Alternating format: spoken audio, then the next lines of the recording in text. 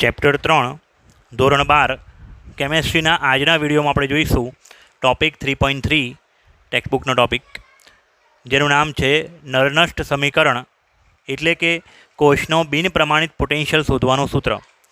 આ સૂત્રની મદદથી આપણે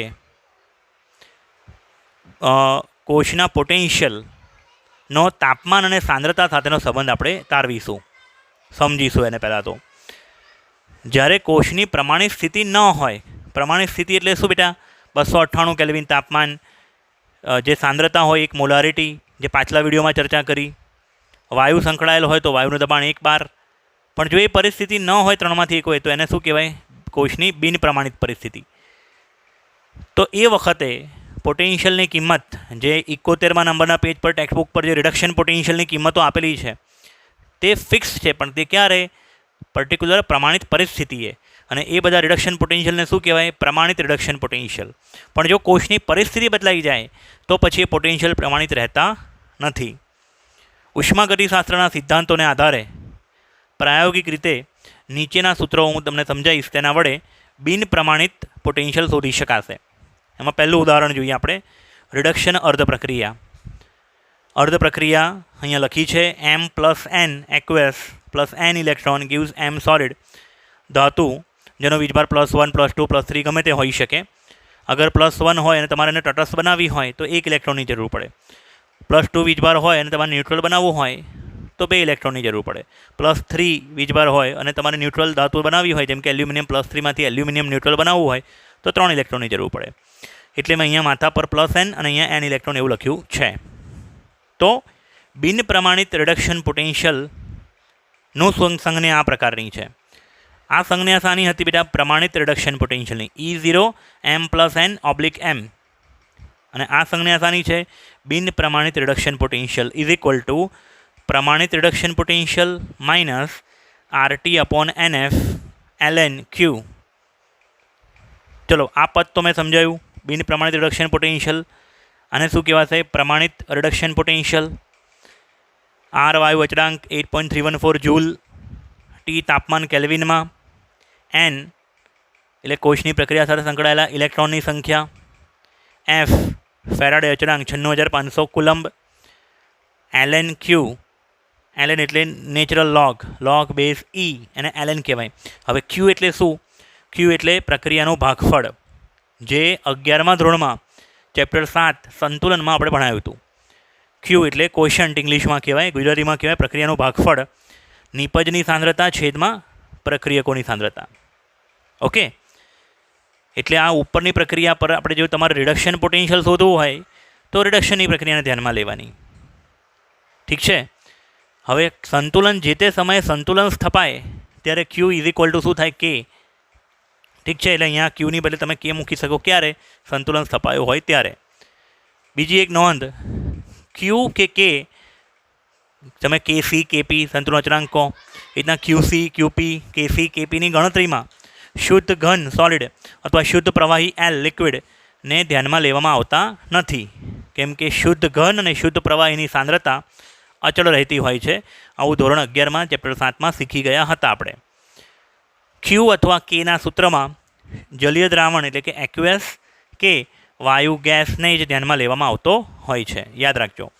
એટલે અહીં નિપજના છેદમાં પ્રક્રિયક આપણે કરવું છે, પણ નિપજ તો સોલિડ છે, એટલે નિપજની જગ્યાએ મેં શું લખ્યું છે? જો 1 અને છેદમાં પ્રક્રિયકની સાંદ્રતા એક્યુએસ. આ સૂત્ર શાનું થઈ ગયું?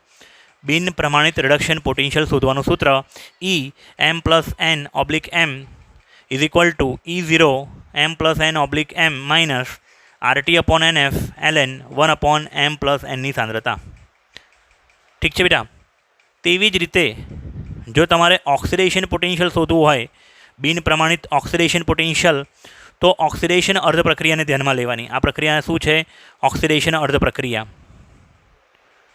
ઓક્સિડેશન અર્ધ પ્રક્રિયા જે આના કરતાં શું છે? ઊંધું છે. જો આના કરતાં ટોટલી પ્રક્રિયા ઊંધી થઈ ગઈ. M solid gives m+n aqueous + n electrons. Okay. હવે આમાં બિન પ્રમાણિત ઓક્સિડેશન પોટેન્શિયલ = પ્રમાણિત ઓક્સિડેશન પોટેન્શિયલ -RT/NF ln નિપજની સાંદ્રતા છેદમાં પ્રક્રિયક, પણ પ્રક્રિયક તો કેવો છે? સોલિડ છે, એટલે એને લીધો નહીં ધ્યાનમાં. ઠીક છે બેટા. બિન પ્રમાણિત ઓક્સિડેશન પોટેન્શિયલ ને બિન પ્રમાણિત રિડક્શન પોટેન્શિયલ શોધવાના મેં સૂત્રો તમને અહીંયા કીધા. ઠીક છે. હવે આપણે અર્ધકોષ માટે તો વાત કરી, સૂત્રો તારવ્યું. હવે કોષ, સંપૂર્ણ કોષનું એક એક્ઝામ્પલ લઈએ, જેમ કે ડેનિયલ કોષ. સૌથી પહેલાં ચેપ્ટરની શરૂઆતમાં મેં સમજાવ્યું હતું. ડેનિયલ કોષમાં શું હોય? એક બાજુ ઝીંક સલ્ફેટનું દ્રાવણ હતું, એમાં ઝીંકનો સળિયો ડૂબાડેલો હતો, એનોડ તરીકે વર્તતો હતો. બીજી બાજુ કોપર સલ્ફેટનું દ્રાવણ, તેમાં કોપરનો સળિયો ડૂબાડેલો હતો, કેથોડ તરીકે વર્તતો હતો. વિદ્યુત રાસાયણિક કોષમાં એનોડ નેગેટિવ હોય અને કેથોડ પોઝિટિવ હોય. બરાબર છે? કેમ કે ઇલેક્ટ્રોન જે ટ્રાન્સફર થઈ રહ્યા છે તે એનોડથી કેથોડ તરફ, એટલે કે ઋણ ધ્રુવથી બહાર નીકળ્યા અને ધન ધ્રુવ તરફ ઇલેક્ટ્રોન આકર્ષાયા. ઠીક છે. સાંદ્રતા 1:1 મોલારિટી લીધી હોય ને પ્રમાણિત કોષ કહેવાય. પણ જો સાંદ્રતા 1:1 મોલારિટી ના હોય અથવા તાપમાન 298 કેલ્વિન ના હોય તો આ કોષને પ્રમાણિત કોષ ન કહેવાય. તો એ વખતે તમારે નરનષ્ટ સમીકરણ વાપરવું પડે. ઠીક છે. હવે જે પ્રમાણે મેં આગળ સમજાવ્યું, એમનું ઉદાહરણ લીધેલું, એમ આની આગળ મેં એમ એ કોઈ ધારેલી ધાતુ હતી. હવે હું સ્પેસિફિક એક્ઝામ્પલ લઉં, ઝીંક. જેમ કે ઝીંક વિદ્યુત ધ્રુવ અથવા ઝીંક અર્ધકોષ માટે રિડક્શન અર્ધ પ્રક્રિયા Zn+2 aqueous +2 ઇલેક્ટ્રોન ગીવ ઝીંક સોલિડ પરથી બિન પ્રમાણિત reduction potential EZn+2/Zn is equal two E0 Zn+2/Zn -RT/NF ln QC, એટલે કે નિપજના છેદમાં પ્રક્રિયક. નિપજ ઘન છે એટલે એને ધ્યાનમાં લેવાનું નહીં, પ્રક્રિયક એક્વેસ એને ધ્યાનમાં લીધો. હવે તમને પ્રશ્ન થાય કે સર તમે જે પ્રક્રિયા અહીંયા સાંકેતિક નિરૂપણ કર્યું છે તેમાં ઝીંક તો એનોડ છે, તો પછી તમે રિડક્શનની પ્રક્રિયા કેમ લખી અહીંયા? બેટા, મેં કોષની પ્રક્રિયા માટે આ પ્રક્રિયા નથી લખી. મારે રિડક્શન પોટેન્શિયલ શોધવું છે, તેટલા માટે મેં રિડક્શન અર્ધ પ્રક્રિયા લીધી છે.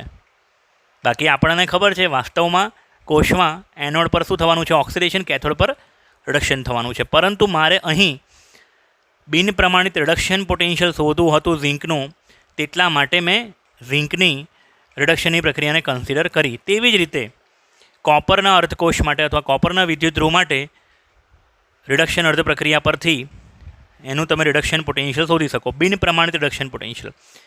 સ્ટાન્ડર્ડ રિડક્શન પોટેન્શિયલ તો ખબર છે, કોપરનું 0.34 હોય, ઝીંકનું 0.76 હોય. પણ સાંદ્રતા બદલાઈ જાય અથવા તાપમાન બદલાઈ જાય તો સંબંધ આ પ્રકારે હોય.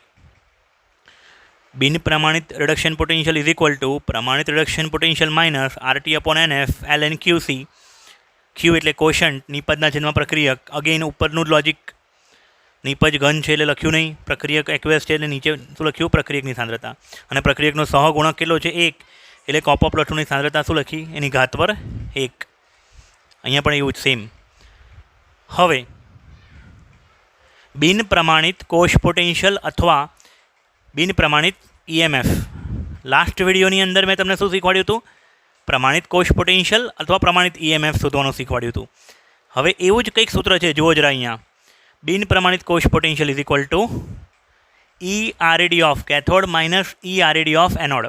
એટલે કે કેથોડનો બિન પ્રમાણિત રિડક્શન પોટેન્શિયલ માઇનસ એનોડનો બિન પ્રમાણિત રિડક્શન પોટેન્શિયલ. કાલે આવું જ સૂત્ર આપણે કંઈક જોયું હતું લાસ્ટ વિડીયોમાં. ત્યારે બધું શું હતું? E0 cell is equal two E0 reduction of cathode minus E0 reduction of anode. પણ આવું ક્યારે લેવાય? જો પ્રમાણિત પરિસ્થિતિ હોય તો. બિન પ્રમાણિત પરિસ્થિતિ માટે શું થઈ જાય? આ 0 ઉપર માથા પર જે લખ્યું તે જતો રહે. આપણા કોષની અંદર, ડેનિયલ કોષની અંદર કેથોડ કોણ છે? કોપર. એટલે કોપરનો બિન પ્રમાણિત રિડક્શન પોટેન્શિયલ માઇનસ એનોડનો બિન પ્રમાણિત રિડક્શન પોટેન્શિયલ. રિડક્શન પોટેન્શિયલને વિદ્યુત ધ્રુવ પોટેન્શિયલ પણ કહેવાય. યાદ રાખજો, ઇંગ્લિશમાં ઇલેક્ટ્રોડ પોટેન્શિયલ. હવે સમીકરણ 1 અને સમીકરણ 2ની કિંમત આ સમીકરણમાં મૂકતા, ધારો કે આ સમીકરણને હું 3 નંબરનું સમીકરણ આપું છું. સમીકરણ 3માં સમીકરણ 1 અને 2ની કિંમતો મૂકતા ખ્યાલ આવે છે બેટા? જે Cu+2/Cu ના બદલે હું આ મૂકી દઉં છું. તો જો ત્યાં મૂક્યું છે E0 Cu+2/Cu -RT/NF ln 1/Cu+2 અને Zn+2/Zn ના સ્થાને હું આ મૂકી દઉં છું. આ પદ આખું અહીંથી ઉઠાયું, કોપી કર્યું અને અહીંયા પેસ્ટ કર્યું. ઓકે, હવે આ જે બે પદો છે E0 reduction of cathode, standard reduction potential of copper અને standard reduction potential of anode, એ બે પદોને સાથે લેલું. પહેલું પદ અને ત્રીજું પદને બાજુમાં લખી નાખું. એટલે શું થઈ જશે જોજો જરા અહીંયા, E0 Cu+2 Cu minus E0 Zn+2 Zn. પછી આ બીજા નંબરનું પદ અને ચોથા નંબરના પદમાંથી -RT/NF ને કોમન નીકાળ્યા. -RT/NF ને જો કોમન લઈએ તો શું વધે? ln 1/Cu+2 અને આ પ્લસના બદલે શું થઈ જાય? માઇનસ. ખ્યાલ આવે છે બેટા? આ સેકન્ડ નંબરના પદની અંદર થર્ડ અને ફોર્થ નંબરના પદમાં માઇનસ અને પ્લસ કેમ છે? કેમ કે ઉપર અહીંયા માઇનસ છે એટલે અહીં માઇનસ અને અહીંયા પ્લસ એવું થઈ જાય. ઠીક છે, આના પરથી આ કેવી રીતના આવ્યું એ ખબર પડવી જોઈએ પહેલાં તો. બીજું, ફર્સ્ટ અને થર્ડ પદને મેં સાથે લખ્યા. સેકન્ડ અને ફોર્થ પદમાંથી આ -RT/NF ને કોમન નીકાળ્યું. તો જો -RT/NF ને આપણે કોમન લઈએ તો બચે શું? ln 1/Cu+2 માઇનસ, આ પ્લસનું માઇનસ થઈ ગયું કેમ કે માઇનસ કોમન નીકાળે છે એટલા માટે, માઇનસ ln 1/Zn+2. હવે આ જે પદ છે અહીંયા ધ્યાન આપજો, standard reduction potential of cathode minus standard reduction potential of anode ને શું કહેવાય? E0 સેલ કહેવાય. અને -RT/NF ln, યાદ કરો 10મા ધોરણમાં કે 9મા ધોરણમાં લોગનો ઉપયોગ આવ્યો હશે ત્યારે આવું હતું, ln x minus ln y is equal two ln x/y, લોગનો બાદબાકીનો નિયમ. તો અહીં મેં એ જ વસ્તુ કરી બેટા, એ નિયમ એપ્લાય કર્યો. ln 1/Cu+2 minus ln 1/Zn+2 હોય તો આ બે પદોનો શું થઈ જશે? ભાગાકાર. હવે આના છેદમાં આ જાય તો છેદનો છેદ ક્યાં જાય? Zinc+2 ઉપર જતો રહે. એટલે અહીંયા શું લખ્યું? જો ln Zn+2 છેદમાં copper+2. ઓકે બેટા. અને જે ડેનિયલ કોષ હતો એની પ્રક્રિયા કેવી બનતી હતી યાદ કરો જરા. ચેપ્ટરની શરૂઆત, Zn સોલિડમાંથી Zn+2 એક્વેસ, ઝિંકનું ઓક્સિડેશન, copper+2 એક્વેસમાંથી કોપર સોલિડ, કોપરનું રિડક્શન અને 2 ઇલેક્ટ્રોન કેન્સલ આઉટ થઈ જાય. એટલે આખી પ્રક્રિયા, કોષની પ્રક્રિયા આ રીતના થાય. તો જો કોષની પ્રક્રિયાને કન્સિડર કરીએ તો નિપજના છેદમાં પ્રક્રિયક, સોલિડને ધ્યાનમાં ના લઈએ આપણે અને ખાલી એક્વેસને ધ્યાનમાં લઈએ તો Zn+2 અપોનમાં copper+2 ને QC અથવા Q કહી શકાય. Q એટલે કોશન્ટ, સંતુલન અચળાંકનો નાનો ભાઈ. સંતુલન અચળાંક સંતુલન પરિસ્થિતિઓ હોય પણ સંતુલન અવસ્થાએ પહોંચ્યા પહેલાં નિપજના છેદમાં પ્રક્રિયક એ શું કહેવાય? Q કહેવાય. શું કહેવાય બેટા? Q. એટલે Zinc+2 આપણા કેસમાં Zinc+2 છેદમાં copper+2 ને શું કહી શકાય? Q. એટલે ઉપરના સમીકરણ 4ની અંદર આ વેલ્યુ મૂકી દેતા આ 5મા નંબરનું સમીકરણ બનશે અને આ ન્યુમેરિકલ્સમાં બહુ કામ લાગશે. આ સમીકરણ શાનું સમીકરણ છે? કોષના પોટેન્શિયલ શોધવાનું સૂત્ર, બિન પ્રમાણિત પોટેન્શિયલ શોધવાનું સૂત્ર. E સેલ બરાબર E0 cell minus RT/NF ln Q. યાદ રાખજો. મોટાભાગના છોકરાઓ એવી રીતે યાદ રાખતા હોય છે કે એનોડની સાંદ્રતા છેદમાં કેથોડની સાંદ્રતા. ઇવન શિક્ષકો બી એવું ગોખાઈ નખાવતા હોય છે.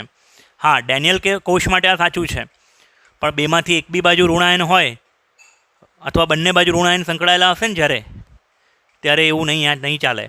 એટલે આપણે શું યાદ રાખીશું? નિપજના છેદમાં ln, નિપજના છેદમાં પ્રક્રિયકની સાંદ્રતા.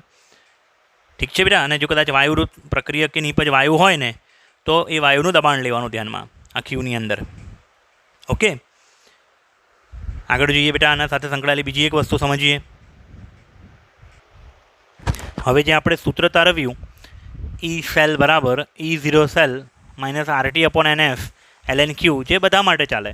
આપણે જે ડેનિયલ કોષ લીધેલો એમાં તો એનની વેલ્યુ 2 હતી, પછી Q બરાબર Zinc+2 છેદમાં copper+2, પણ દરેક પ્રક્રિયા માટે n બદલાશે, દરેક પ્રક્રિયા માટે Q કોશન્ટ બદલાશે.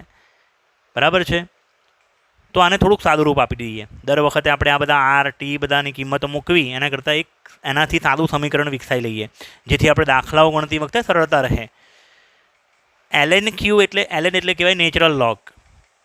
નેચરલ લોગને log બેઝ ટુ ધ 10માં કન્વર્ટ કરવું હોય તો 2.303થી ગુણવું પડે.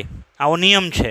ln xને તમારે log xમાં કન્વર્ટ કરવો હોય, ln એટલે log બેઝ e અને log x એટલે log બેઝ 10, એટલે ln xને આપણે log xમાં કન્વર્ટ કરવું હોય તો 2.303 વડે ગુણવું પડે. યાદ રાખજો, ઠીક છે.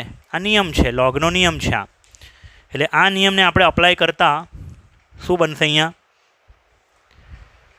આ ln ક્યુને આપણે log ક્યુમાં લખ્યું તો મેં શું આગળ ગુણી કાઢ્યું? 2.303. માઇનસ તો સૂત્રનો માઇનસ છે ને, ભૂલ ના કરતા. એટલે E સેલ બરાબર E0 cell minus 2.303 RT/NF log ક્યુ. હવે આ ઉપરના સમીકરણમાં આરની કિંમત 8.314 joule, kelvin inverse, mall inverse, તાપમાન 298 કેલ્વિન, કેમ કે મોટે ભાગે કોચની જ્યારે દાખલો આપ્યો હશે તો કાં તો 298 કેલ્વિન તાપમાન આપ્યું હશે, અથવા દાખલામાં કેટલીક વાર તાપમાન આપ્યું જ નહીં હોય. તો જ્યારે નહીં આપ્યું એટલે આપણે રૂમ ટેમ્પરેચર લઈ લઈએ, અને રૂમ તાપમાન કેટલું સ્વીકારવામાં આવ્યું છે? 298 કેલ્વિન. ફેરાડે અચળાંક 96,500 કુલમ એ કોન્સ્ટન્ટ વેલ્યુ છે, યાદ રાખજો આપણે. તો આ બધી કિંમતો ઉપરના સમીકરણમાં મૂકતા આરની, ટીની અને એફની કિંમત મૂકીને ગુણાકાર અને ભાગાકાર કરતા E સેલ બરાબર E0 cell minus 0.0592/n log ક્યુ. દાખલાઓ માટે ખૂબ જ અગત્યનું સૂત્ર છે બેટા, યાદ રાખજો. હવે થિયરી પૂછાય કે નર્નસ્ટ સમીકરણ તારવો તો અહીં સુધી લખવાનું, ઠીક છે. હવે આગળ કેટલાક નોંધ જે દાખલાઓમાં કામ લાગશે. તમને દાખલા કરતાં પહેલાં આટલી વસ્તુ માઇન્ડમાં ક્લિયર રાખવાની કે નર્નસ્ટ સમીકરણ વડે E સેલ શોધવા માટે નીચેના તબક્કાઓનું પાલન કરવું. પહેલો તબક્કો, કોષની પ્રક્રિયા એટલે કે કુલ પ્રક્રિયા લખવી. કુલ પ્રક્રિયા પહેલાં લખવાની. તે પરથી ક્યુ અને એનની કિંમતોનો ખ્યાલ આવશે. તમારે કોષ પોટેન્શિયલ શોધવો છે ને, તો કોષની પ્રક્રિયાને ધ્યાનમાં લેવાની, અને એના પરથી આપણને કોશન્ટ ક્યુ, નિપજના છેદમાં પ્રક્રિયા લખતા ખબર પડશે, અને એન કે કેટલા ઇલેક્ટ્રોન કેન્સલ આઉટ થાય છે. કેમ કે તમે પ્રક્રિયાને બેલેન્સ કરવા માટે ઘણીવાર કેવું હોય, બે ઇલેક્ટ્રોન સીધા ઉડી જાય, પણ કેટલીક વાર બેમાંથી એક ઇલેક્ટ્રોન એક પ્રક્રિયાને કશાક વડે ગુણવું પડે, કાં તો બેવનો લસાડીને બેવ પ્રક્રિયાઓને ગુણવું પડે. તો એના પરથી આપણને એનની વેલ્યુ ખબર પડશે. અને બીજી વસ્તુ, કોષનો પ્રમાણિત પોટેન્શિયલ E0 સેલ તમારી પાસે હોવું જોઈએ, કાં તો દાખલામાં આપેલો હશે, કાં તો રિડક્શન પોટેન્શિયલના મૂલ્યો પરથી E0 સેલ તમારે શોધવા પડશે. અને ત્રીજી વસ્તુ, આ નર્નસ્ટ સમીકરણ વાપરવાનું અને તેમાં પ્રોપર બધાની કિંમત મૂકવાની, કિંમત મૂકીને ગણતરી કરવાની. બીજી એક વસ્તુ યાદ રાખવાની કે બિન પ્રમાણિત રિડક્શન પોટેન્શિયલ જો શોધવું હોય, જે આગળ આ વિડીયોમાં મેં શીખવાડ્યું, બિન પ્રમાણિત રિડક્શન પોટેન્શિયલ શોધવું હોય તો રિડક્શનની પ્રક્રિયાને ધ્યાનમાં લેવાની. બિન પ્રમાણિત ઓક્સિડેશન પોટેન્શિયલ શોધવું હોય તો ઓક્સિડેશન અર્ધ પ્રક્રિયાને ધ્યાનમાં લેવાની. અને જો કોષનું પોટેન્શિયલ E સેલ શોધવું હોય બિન પ્રમાણિત પોટેન્શિયલ, તો કોષની પ્રક્રિયાને, કુલ પ્રક્રિયાને ધ્યાનમાં લેવાની. ખ્યાલ આવે છે બેટા? તો આના પછીના વિડીયોમાં આપણે આ ટૉપિકને લગતા દાખલાઓ જોઈશું. ત્યાં સુધી આ ટૉપિકને એકદમ પરફેક્ટ રીતે મોઢે કરી નાખો. બરાબર છે? મળીએ નેક્સ્ટ વિડીયોમાં.